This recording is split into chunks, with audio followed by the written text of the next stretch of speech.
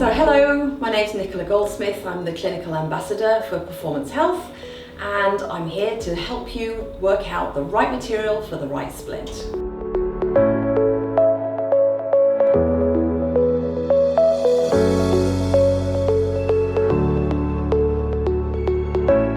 Now I'm introducing you to Polyform. This is one of the two materials in the Rolyan family that is very, very conformable. So you can get really intricate movements, you can get into those small little nooks and crannies. Now, what I really want to emphasize here is the difference between Polyform and Polyflex 2, because they handle so similarly. So this splint, I'm just doing a very intimate requirement. So I've got a little piece between the fingers, you don't need to hold that tight. And I want to just follow the contour of the fingers really nicely over the dorsal side of the hand, and then come in below the distal palmar crease. So this, for example, would be for some of those finger fractures to allow the flexion, but to block the extension. And it just molds around position so nice and easily. It holds its position. You can roll the edges if you want to. You can pinch the edges if you want to.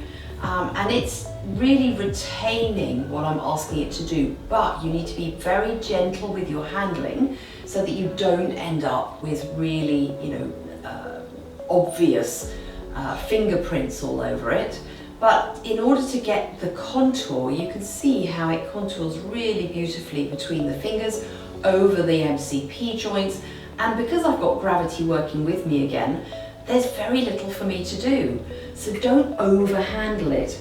It's not a material I would use for something big, because when you take it out of the splint pan, it will actually lengthen. But for a small, intimate splint like this, it works absolutely brilliantly. So what's the difference between this and Polyflex?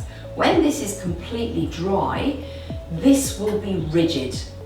Whereas with Polyflex, it will retain the ability to open and close a little bit. It's got that little bit of flexibility in it.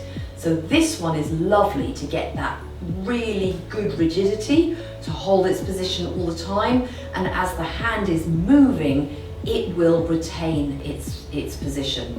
So again, how would I strap it? I would have one coming across through the first web space, possibly another one around the wrist, depending on how the patient feels. And also it's nice to have one of comfort that comes across the proximal phalanges. And now you can have your patient have free flexion and blocked extension. And this really would be very difficult to do with any of the less conformable materials that we have looked at.